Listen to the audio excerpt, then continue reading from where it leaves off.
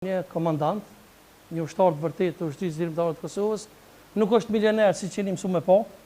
Ai jeton një jetë krejt normale, jeton një jetë si na, por ka merita të jashtëzakonshme veçanërisht në rrosat e Koshorës apo në betejën e lavdishme të Koshorës. Vjen nga una ime, nga Kamenica, robustësi i Kamenicës. Me neve sonte është zotri Naser Vllasi, komandant Kobra e ftym me dorëtëgitë të mëdha. Pak më shumë se është i joni. Hajde Kobër. Faleminderit shumë që erdhe, më mbroma mirë se erdhe. Dorëtëgitë edhe ne ta lirojna pak se është joni stame. A ka orë jam atë sonte ju. Me çonta me. E pse të bëhet emri Kobra? Dhe atë shtëpi e kumë po dhe me ndihmën e familjarëve dhe miqve amerikanë, po edhe të bashkëluftarëve të pastër. E pas keni shaj interesante çto për xej? Komo në këtë disa shaja Çka këtu ofër flamurit amerikan?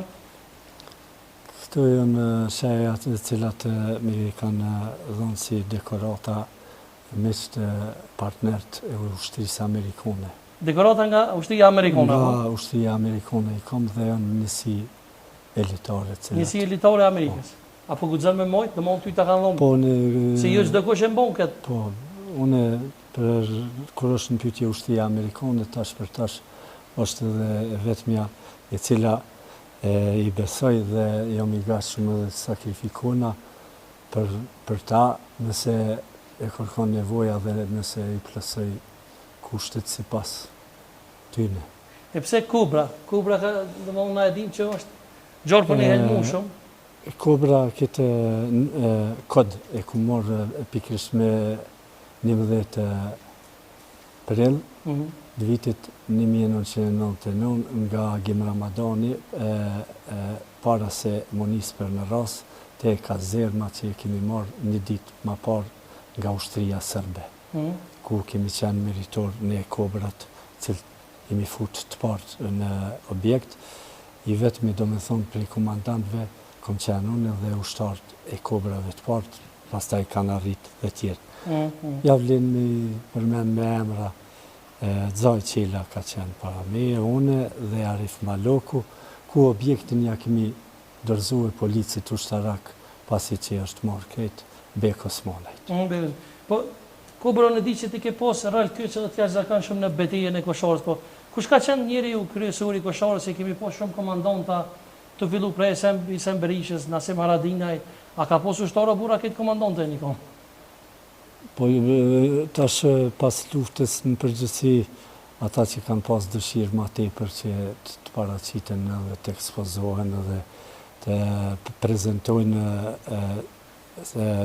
zhvillimet e luftës, fatkeqësisht i kanë t'i kalu edhe rolet e veta që i kanë pas ato pozita komanduse, ku fatkeqësia më e madhe është që ata flasin edhe për nivelin e Ministrisë të Mbrojtjes së Shtabit Suprem.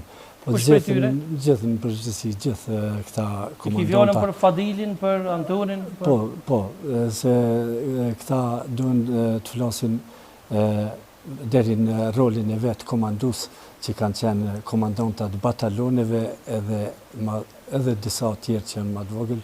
Mirë po tash është edhe një fatkeqësi e madhe që këta po mundohen të krijojnë dhe ekipe të ushtarëve, cilët i propozojnë në për emisione dhe i përgatisin çka me folë që t'jenë më besueshëm. Në fakt, nëse bazohemi konkretisht në luftimet që janë zhvillu dhe nëse ju kishit me i verifikue kush e flet vërtetën dhe kush gënjen, dhe cilët gënjen kuptohet, këta që unë bo milioner dhe profiter pas luftës, ata nuk ishin me pranue me ardhë në zonën ku zhvillu luftimet, se flasin për disa luftime ku kanë qenë me kilometra largë, ose ditën e luftimit kanë mujtë më gjetë në Tiranë ose në Koks.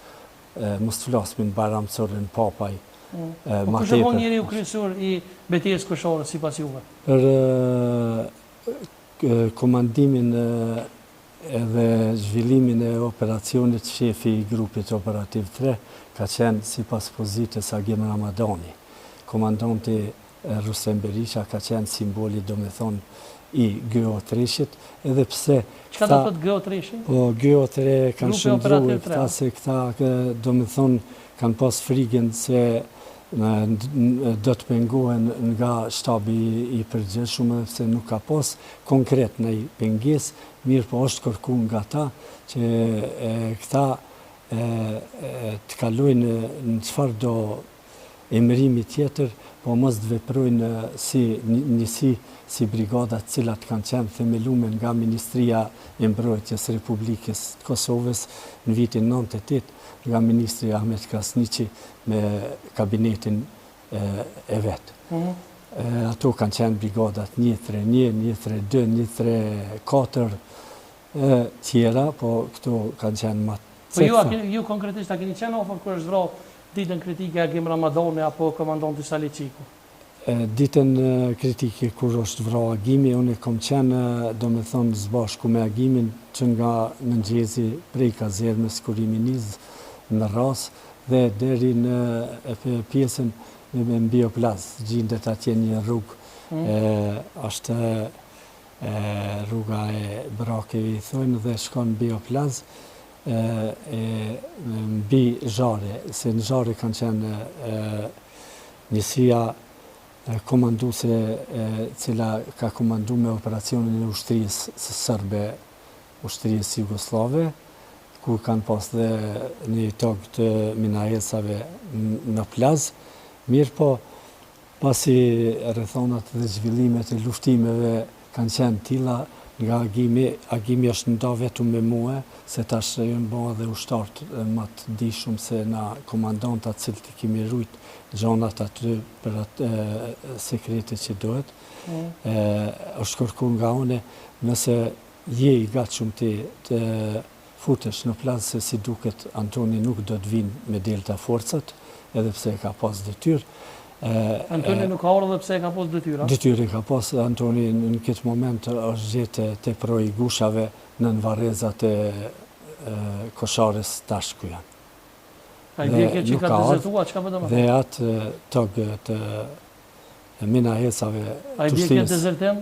Jo, kjo nuk i bjenë se zhvillimet e luftimeve kanë qenë tilla, mirë po a i dohet flasin pse nuk ka ardhë dhe pse plani ka qenë që a i të marrë oplazin, na të marrë mi Zharet, krahu i majtë dhe i Antonit me ushtar, ku ka qenë me numër mbi 30 veta, na kemi qenë atë ditë 17, 6 kobra dhe tjertë me Agimin kanë qenë... Me datën 11 prill?